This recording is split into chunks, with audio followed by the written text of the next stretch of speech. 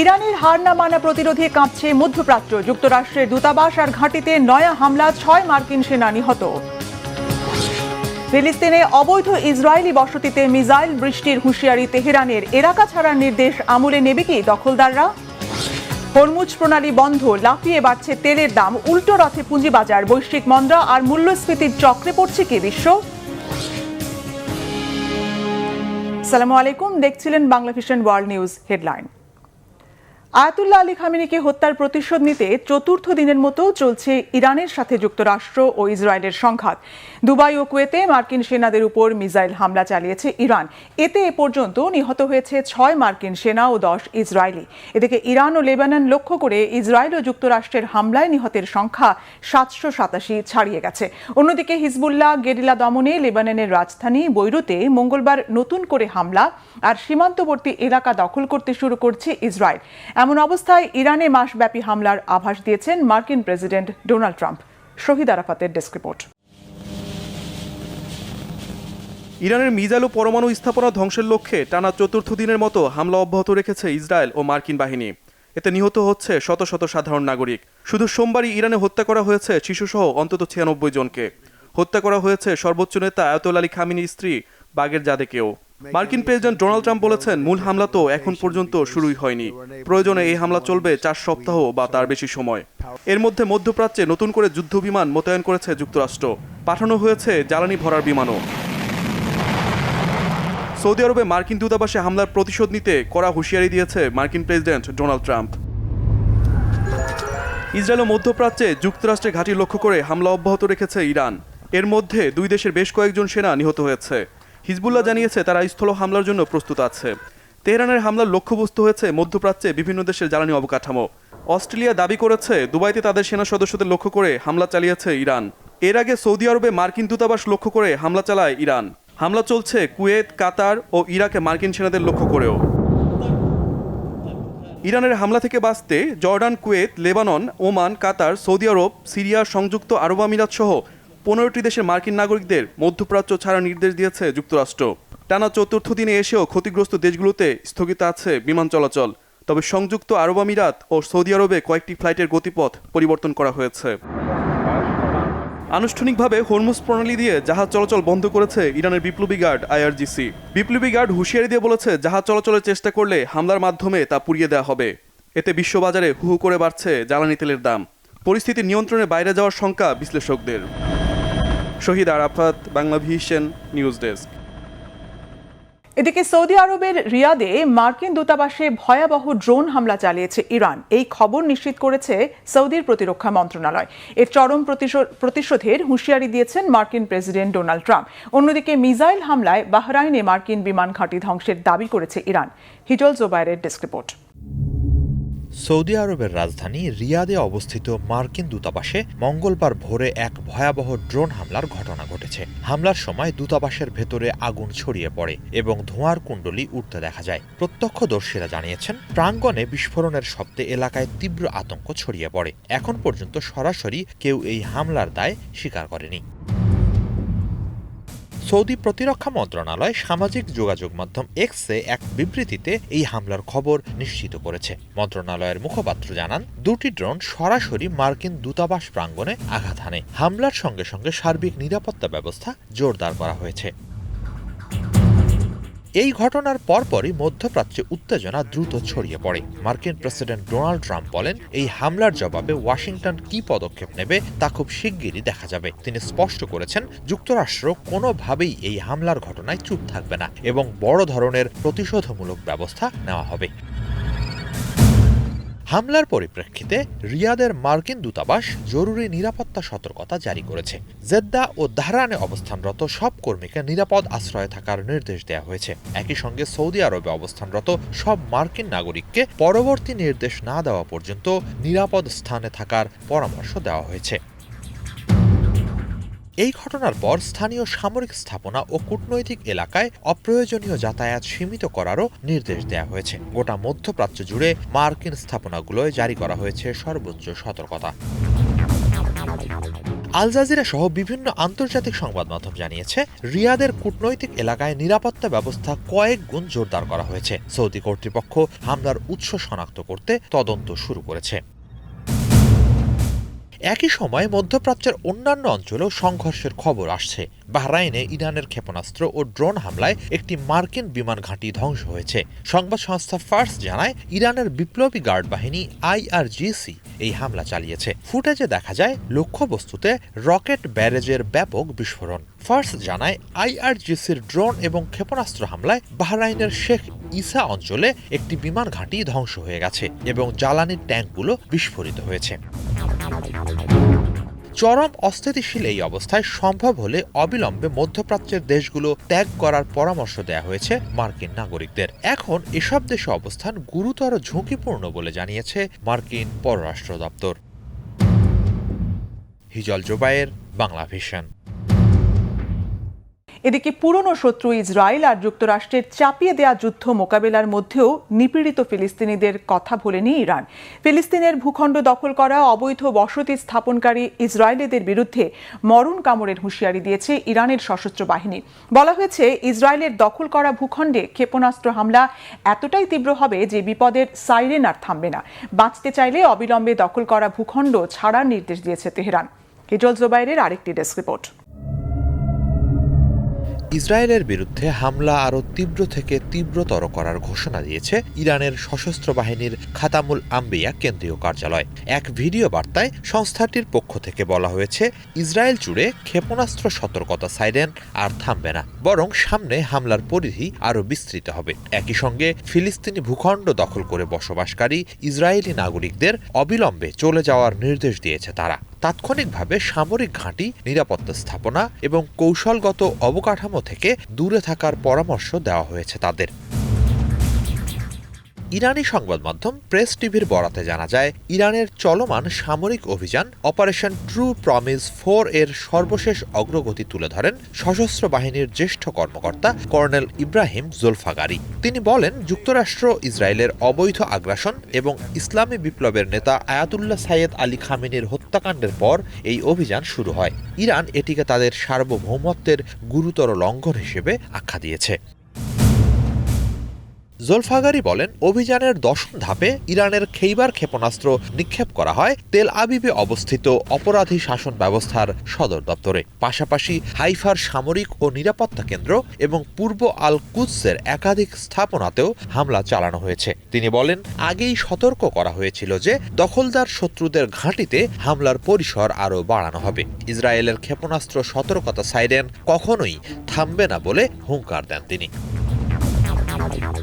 শুধু ইসরায়েল নয়, উপসাগরীয় অঞ্চল জুড়ে মার্কিন সামরিক উপস্থিতিকেও ব্যাপক মাত্রায় লক্ষ্যবস্তু করার কথা জানান এ কর্মকর্তা। তিনি বলেন, ভারত মহাসাগরীয় অঞ্চলে অবস্থানরত মার্কিন বিমানবাহী রণতরী USS আব্রাহাম লিঙ্কনের দিকেও ক্রুজ ক্ষেপণাস্ত্র ছোড়া হয়েছে, যার ফলে জাহাজটি অবস্থান পরিবর্তন করতে বাধ্য হয়। কুয়েতে অবস্থিত যুক্তরাষ্ট্রের আলী আল সালেম ঘাঁটি অকার্যকর হয়ে পড়েছে বলেও দাবি করেন তিনি। এছাড়া বাহরাইনের সালমান বন্দরে অবস্থিত একটি মার্কিন নৌঘাঁটিতে ড্রোন হামলা চালিয়ে কমান্ড ও সহায়তা অবকাঠামোর ক্ষতি সাধনের কথাও জানানো হয়েছে। পারস্য উপসাগর ও ওমান সাগরে যুক্তরাষ্ট্র ও যুক্তরাজ্যের মালিকানাধীন তেলবাহী ট্যাঙ্কারে ক্ষেপণাস্ত্র আঘাতের কথাও জানিয়েছেন জোলফাগারি। একই সঙ্গে বাহরাইনে মার্কিন সেনা অবস্থানরত একটি ঘাঁটিতে ব্যালিস্টিক ক্ষেপণাস্ত্র নিক্ষেপ এবং ইরাকের কুর্দিস্তান অঞ্চলে মার্কিন স্থাপনায় বিমান হামলার কথাও উল্লেখ করেন তিনি। এসব অভিযানে 5 শতাধিক মার্কিন সেনা হতাহত হয়েছেন বলে ইরানি পক্ষ দাবি করছে। মধ্যপ্রাচ্যের সাম্প্রতিক উত্তেজনা এমন এক পর্যায়ে পৌঁছেছে, আগামী দিনগুলোতে তা আরও বিস্তৃত আকার নিতে পারে বলে বিশ্লেষকদের আশঙ্কা। একদিকে ইরানের ধারাবাহিক সামরিক পদক্ষেপের ঘোষণা, অন্যদিকে যুক্তরাষ্ট্র ও মিত্রদের সম্ভাব্য প্রতিক্রিয়া। সব মিলিয়ে পরিস্থিতি অগ্নিগর্ভ। কূটনৈতিক তৎপরতা জোরদার না হলে সংঘাত দীর্ঘস্থায়ী রূপ নিতে পারে বলে আন্তর্জাতিক মহলে উদ্বেগ বাড়ছে। হিজল জোবায়ের, বাংলা ভিশন। ইরানকে কাবু করতে যুক্তরাষ্ট্র আর ইসরায়েলের যৌথ হামলা আর পাল্টা জবাবে সৃষ্ট অস্থিরতার বড় প্রভাব পড়েছে বৈশ্বিক অর্থনীতিতে। তেল পরিবহনে বিশ্বের সর্ববৃহৎ রুট হরমুজ প্রণালী বন্ধের ঘোষণা দিয়েছে ইরান। এতে জ্বালানি সরবরাহ নিয়ে তৈরি হয়েছে নতুন অনিশ্চয়তা। ফলে আন্তর্জাতিক বাজারে হু হু করে বাড়ছে অপরিশোধিত তেলের দাম। যুদ্ধের প্রভাব পড়েছে শেয়ার বাজারেও। মধ্যপ্রাচ্য থেকে শুরু করে এশিয়া, ইউরোপ ও যুক্তরাষ্ট্র সহ সব অঞ্চলেই বড় দরপতনের মুখে পড়েছে শেয়ার বাজার। এতে মাথায় হাত পড়েছে বিনিয়োগকারীদের। যুদ্ধের কুপ্রভাবে বাড়ছে মূল্যস্ফীতির চক্রে পড়ার আশঙ্কা। শেষমেশ যুদ্ধের মাশুল কি সাধারণ জনগণের ঘাড়েই চাপবে? কি বলছেন বিশ্লেষকরা? সানজিদা ইসলাম তন্নির ডেস্ক রিপোর্ট। যুক্তরাষ্ট্র ও ইসরায়েলের হামলার পরই বিশ্বের সবচেয়ে গুরুত্বপূর্ণ বাণিজ্যিক পথ হরমুজ প্রণালী আনুষ্ঠানিকভাবে বন্ধ ঘোষণা করে ইরান। নিষেধ অমান্য করে কোনো তেলবাহী জাহাজ হরমুজ প্রণালী পাড়ি দেওয়ার চেষ্টা করলে তাতে আগুন জ্বালিয়ে দেওয়ার হুঁশিয়ারিও দিয়েছে ইরানের বিপ্লবী গার্ড IRGC। শুধু হরমুজ প্রণালী বন্ধ নয়, ইসরায়েল ও যুক্তরাষ্ট্রের যৌথ হামলার জবাবে সৌদি আরব, কাতার সহ মধ্যপ্রাচ্যের বিভিন্ন দেশে মিসাইল হামলা চালাচ্ছে ইরান। এতে বন্ধ রাখা হয়েছে কাতার ও সৌদি আরব সহ মধ্যপ্রাচ্যের তেল ও গ্যাস ক্ষেত্রগুলো। ফলে এক লাফে বেড়ে গেছে জ্বালানি তেল ও গ্যাসের দাম, যার প্রভাব পড়েছে শেয়ার মার্কেটেও। ব্যাপক দরপতনের পাশাপাশি জ্বালানির দাম লাগামহীন পর্যায়ে গেলে বিশ্বজুড়ে আবারও চরম অর্থনৈতিক মন্দা দেখা যেতে পারে। সেই আর্থিক মন্দা মোকাবেলা করতে কি প্রস্তুত বিশ্ব? গেল 28 ফেব্রুয়ারি ইরানে যৌথ অভিযান শুরু করে ইসরায়েল ও যুক্তরাষ্ট্র। জবাবে ওই দিন থেকেই মধ্যপ্রাচ্যের বিভিন্ন দেশে অবস্থিত মার্কিন ঘাঁটিগুলোতে হামলা চালাতে শুরু করে তেহরান। সোমবার হামলা হয়েছে সৌদি আরবের রাষ্ট্রীয় তেল শোধনাগার কোম্পানি আরামকোতে। এতে সাময়িকভাবে তেল পরিশোধন বন্ধ রাখে আরামকোর। আর এরপরই কয়েক ঘন্টার ব্যবধানে তেলের দাম এক লাফে 13 ভাগ বেড়ে ব্যারেল প্রতি $82 গিয়ে ঠেকেছে, যা গেল 3 বছরের মধ্যে সর্বোচ্চ। সেই সাথে তেল সরবরাহ কমে যাওয়ার ঝুঁকিও তৈরি হয়েছে। এশিয়া ও ইউরোপের জ্বালানি বাজারের 20% চাহিদা পূরণ হয় কাতারের লিকুইফাইড ন্যাচারাল গ্যাস থেকে। ইরানের হামলার পর কাতারও গ্যাস উৎপাদন বন্ধ রেখেছে। তেল ও গ্যাস শোধন বন্ধ ঘোষণা করেছে ইরাক ও ইসরায়েলও। ফলে একদিনে গ্যাসের দাম 50% বেড়ে যায়। এরই মধ্যে জ্বালানি পণ্য বন্ধ রেখেছে মিশর। ইউরোপের বাজারে গ্যাসের দাম 46% বৃদ্ধি পেয়েছে। আর যুক্তরাজ্যের বাজারে গেল সপ্তাহের চেয়ে গ্যাসের দাম বেড়েছে 100 পাউন্ডেরও বেশি। ইউরোপ ও ব্রিটেন দুই বাজারেই 2023 সালের জানুয়ারির পর সর্বোচ্চ দামে গ্যাস বেচা হচ্ছে। মধ্যপ্রাচ্য সংঘাত চলতে থাকলে দাম আরও বাড়বে বলে আশঙ্কা করছেন বিশ্লেষকরা। তেল ও গ্যাসের ঊর্ধ্বগতির হাত থেকে রেহাই পায়নি খোদ যুক্তরাষ্ট্রও। তবে আমেরিকানদের জন্য জ্বালানি দ্রব্যের মূল্য বৃদ্ধি মোকাবিলায় প্রয়োজনীয় পদক্ষেপ নেওয়ার কথা জানিয়েছেন মার্কিন পররাষ্ট্রমন্ত্রী মার্কো রুবিও। দেশটির অর্থমন্ত্রী স্কট বেসেন্ট ও জ্বালানি মন্ত্রী ক্রিস রাইট একটি পরিকল্পনা তৈরি করেছেন বলেও জানান রুবিও। আমরা আগেই ধারণা করেছিলাম যে এমন একটি সমস্যা হতে পারে। আমাদের একটি পরিকল্পনা রয়েছে। আমরা গতকাল রাতে, এমনকি আজ সকালেও এ ব্যাপারে কথা বলেছি। সেক্রেটারি ক্রিস রাইট এবং স্কট ব্রেসেন্ট শিগগিরই সমস্যা সমাধানে কাজ শুরু করবে। বিশ্বজুড়ে যখন বাড়ছে তেল ও গ্যাসের দাম, তখন বিশ্বের শেয়ার বাজারের অবস্থাও নাজুক। ব্যাপক দরপতনের কারণে শেয়ার বাজার লেনদেন বন্ধ রেখেছে কুয়েত। শেয়ারের ধস নেমেছে সৌদি আরব, মিশর, বাহরাইন ও ওমানেও। একই অবস্থা যুক্তরাষ্ট্র ও ইউরোপের বাজারেও। বাদ পড়েনি এশিয়ার বিভিন্ন দেশও। জাপানে শুধু শেয়ারের দরই কমেনি, কমেছে দেশটির মুদ্রা ইয়েনের মূল্যও। কমেছে ভারতের মুদ্রার মূল্যমান। রেকর্ড দরপতনের মুখে পড়েছে পাকিস্তানের শেয়ার মার্কেটও। তবে সবচেয়ে উদ্বেগের বিষয়, কতদিন চলবে মধ্যপ্রাচ্যের এই যুদ্ধ সংঘাত? কারণ যতই এটি দীর্ঘস্থায়ী হবে, ততই মন্দার মুখে পড়বে বিশ্ব অর্থনীতি। প্রশ্ন উঠেছে, ভয়াবহ এই আর্থিক মন্দা কি সামাল দিতে পারবে বিশ্ব? সানজিদা ইসলাম তন্নি, বাংলা ভিশন, নিউজ ডেস্ক। আফগানিস্তানের ভেতরে তালেবান অবস্থান লক্ষ্য করে টানা 5ম দিনের মতো পাকিস্তানের বিমান হামলায় নিহতের সংখ্যা 500 ছাড়িয়েছে। বাঁচতে চাইলে সন্ত্রাসবাদী জঙ্গি গোষ্ঠীর উপর থেকে তালেবান সরকারের সমর্থন প্রত্যাহারের আহ্বান জানিয়েছে ইসলামাবাদ। 5ম দিনে গড়িয়েছে আফগানিস্তানের ভেতরে পাকিস্তান সেনাবাহিনীর বিশেষ অভিযান গজব-ই হক। মঙ্গলবার জালালাবাদে সম্ভাব্য জঙ্গি অবস্থানে হামলা চালানো হয়েছে। এতে তালেবান আর ভারতের মদতপুষ্ট ফিতনা আল খারেজির অস্ত্রাগার ও ড্রোন সংরক্ষণাগার ধ্বংসের দাবি করেছে পাকিস্তান পাকিস্তানের সেনাবাহিনী। আফগানিস্তানের বাগরাম বিমান ঘাঁটিতে হামলা চালিয়ে ধ্বংস করা হয়েছে ব্ল্যাক হক হেলিকপ্টার, কার্গো বিমান, হালকা প্রশিক্ষণ বিমান সহ বেশ কিছু সাঁজোয়া যান। দুপুর পর্যন্ত আফগানিস্তানের অন্তত ৬৭ জনের প্রাণহানির খবর নিশ্চিত করেছেন পাকিস্তানের তথ্যমন্ত্রী আতাউল্লাহ তারার। তিনি জানিয়েছেন, পাকিস্তানের খাইবার পাখতুনখাওয়া ও বেলুচিস্তান সীমান্তবর্তী অন্তত ৪১টি এলাকা লক্ষ্য করে আফগানিস্তান থেকে হামলার পাল্টা জবাব দিয়েছে সেনাবাহিনী। এদিকে পাকিস্তানের নিরাপত্তা বাহিনী জানিয়েছে, এই অভিযান সাধারণ আফগান নাগরিকদের বিরুদ্ধে নয়। স্পষ্ট জানিয়ে দেওয়া হয়েছে, সন্ত্রাসী আর জঙ্গি গোষ্ঠীর ওপর থেকে তালেবান সরকারের সমর্থন প্রত্যাহার ছাড়া এই অভিযান থামবে না। মিশরে রমজান মাস আসে আনন্দ আর ঐতিহ্যের মিশেলে। ইফতারে থাকে মুখরোচক মসৃণ খাবার, মাহসি মালোকাইয়া, বামিয়া মা আলহামা, ফোরাক মা হামারা। এছাড়া তামারুল হিন্দি, উরুকসুস ও সুবিয়া পানের সঙ্গে ইফতারের আয়োজন হয়। মিশরের মসজিদ ও ঘরবাড়ি থেকে ভেসে আসে আল কোরআন তেলাওয়াতের সুমধুর সুর। প্রাচীন ঐতিহ্য মেনে সেহরি ও ইফতার শুরু হয় কামানের গোলার শব্দে। ধারাবাহিক আয়োজন দেশে দেশে রমজানের এবারের পর্বে। বিস্তারিত জানাচ্ছেন হাফিজুল ইসলাম। ইতিহাস খ্যাত নীলনদ, তুরপাহাড় আর পিরামিডের দেশ মিশর। অসংখ্য নবী রাসূল, অলি আউলিয়া, বিশ্বের বড় বড় নন্দিত কারি ও আলেম ওলামা জন্ম নিয়েছেন এখানে। ফিরআউনের স্মৃতি বিজড়িত মিশরে পবিত্র মাহে রমজান আসে আনন্দ আর উৎসবের উপলক্ষ হয়ে। রমজানে মিশরীয়রা তৈরি করেন হরেক রকম খাবার। ইফতারে তাদের প্রিয় পানীয় হল তামারুল হিন্দ, উরুকসুস ও সুবিয়া। কখনো সাথে থাকে ফলের ককটেল খুশাফ। মাগরিবের নামাজ আদায় শেষে শুরু হয় খাবারের মূল পর্ব। দস্তরখানে প্রধান ইফতার আইটেমে থাকে মাহসি মালোকাইয়া, বামিয়া মা আলামহা, ফেরাখ মা মারা। মিশরীয় আটার রুটি, এইস ভেলাদি, তাজা ফল ও পুদিনা পাতার চা থাকে নিয়মিত আয়োজনে। কোথাও কোথাও রয়েছে খাবোস রমজান নামের দেখতে চাঁদের মতো এক ধরনের রুটির প্রচলন। মাংস দিয়ে তৈরি রোকাক নামের মচমচে ভাজা খাবার মিশরীয়দের কাছে বেশ প্রিয়। সারা দেশ জুড়ে ইফতারে দেখা যায় কেক জাতীয় খাবার কোনাফা ও কাতায়েফের। সেহরিতে খাওয়া হয় সাধারণ খাবার রুটি, মাংস, ফল। সঙ্গে থাকে জাবাদি নামের টক দই। বাংলাদেশে মসজিদে মসজিদে সাইরেন বাজিয়ে জানানো হয় সেহরি ও ইফতারের সময়। আর মিশরে প্রাচীন ঐতিহ্য মেনে কামানের গোলার শব্দে শুরু করা হয় সেহরি ও ইফতার। পবিত্র কোরআন নাজিল হয়েছে আরবের হিজাজে, আর উত্তম রূপে কোরআন তেলাওয়াত হয়েছে আফ্রিকার দেশ মিশরে। পুরো রমজান জুড়ে দেশটির মসজিদ ও ঘরবাড়ি থেকে শোনা যায় কোরআন তেলাওয়াতের সুমধুর সুর। রমজানে সিয়াম সাধনার জন্য এখানে কমানো হয় কর্মঘণ্টা।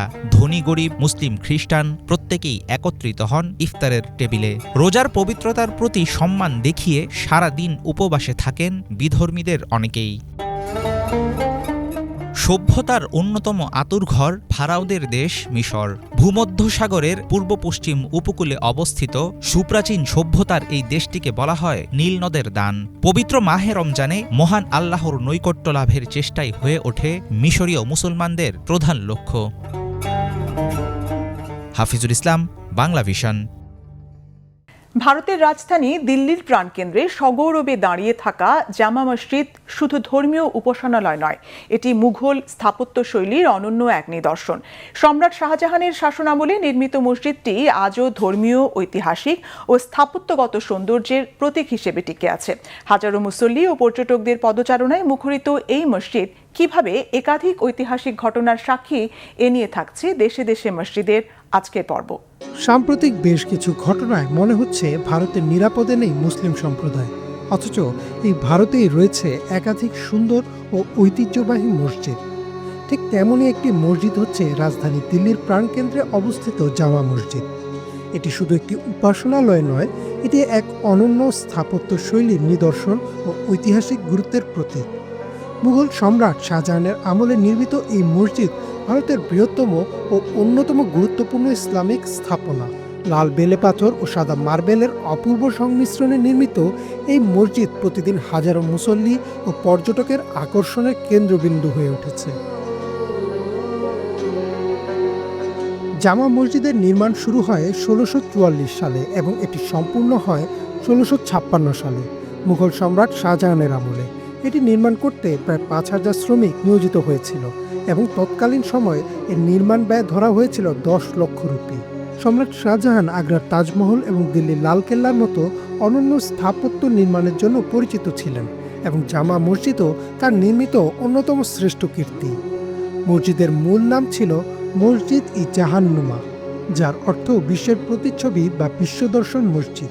মুঘল আমল থেকে শুরু করে আজ পর্যন্ত এটি দিল্লির অন্যতম প্রধান ইসলামিক কেন্দ্র এবং গুরুত্বপূর্ণ ঐতিহাসিক নিদর্শন। জামা মসজিদ তার মনোমুগ্ধকর স্থাপত্যের জন্য বিশেষভাবে পরিচিত। মসজিদের প্রাঙ্গণে প্রায় 1,20,000 মানুষের একসঙ্গে নামাজ আদায়ের জন্য পর্যাপ্ত, যা এটিকে ভারতের বৃহত্তম মসজিদ হিসেবে প্রতিষ্ঠিত করেছে। এর প্রবেশপথ 3টি দৃষ্টিনন্দন গেট দ্বারা বেষ্টিত, যা মসজিদের মহিমাকে আরও বৃদ্ধি করে। মসজিদের প্রধান কাঠামো লাল বেলে পাথর ও সাদা মার্বেল দ্বারা নির্মিত, যা মুঘল স্থাপত্যের অন্যতম বৈশিষ্ট্য। এর ছাদে 3টি বিশাল গম্বুজ রয়েছে, যেগুলো সাদা মার্বেল দিয়ে তৈরি ও কালো ডোরাকাটা নকশায় সজ্জিত। মসজিদের 2টি সুউচ্চ মিনার রয়েছে, প্রতিটির উচ্চতা 40 মিটার এবং এগুলো সিঁড়ি বেয়ে উপরে ওঠা যায়। এখান থেকে সম্পূর্ণ পুরনো দিল্লির দৃশ্য চোখে পড়ে, যা পর্যটকদের জন্য এক বিশেষ আকর্ষণ। জামা মসজিদ শুধু স্থাপত্যের দিক থেকেই নয়, ধর্মীয় এবং সাংস্কৃতিক দৃষ্টিকোণ থেকেও অত্যন্ত গুরুত্বপূর্ণ। এটি দিল্লির মুসলমানদের ধর্মীয় আচার অনুষ্ঠানের অন্যতম প্রধান কেন্দ্র। বিশেষত ঈদ উল ফিতর ও ঈদ উল আজহার সময় এখানে বিপুল সংখ্যক মানুষ নামাজ আদায় করতে জড়ো হন। ইমরান মাহমুদ, বাংলাভিশন। উত্তর পশ্চিম আফ্রিকার মরক্কোয় প্রায় 4 কোটি মানুষের আবাস, যার অধিকাংশই মুসলিম। দেশটিতে ইসলামের সূচনা 681 খ্রিস্টাব্দে। আল কারাউইন মসজিদ সহ ঐতিহাসিক স্থাপনা মরক্কোকে জ্ঞান ও সংস্কৃতিতে করেছে অনন্য। বিশ্বজুড়ে মুসলিম দেশ এর ধারাবাহিক প্রতিবেদনের 13তম পর্বে ইতিহাস, স্থাপত্য ও ঐতিহ্যে সমৃদ্ধ মরক্কো নিয়ে মোর্শেদ আলমের ডেস্ক রিপোর্ট।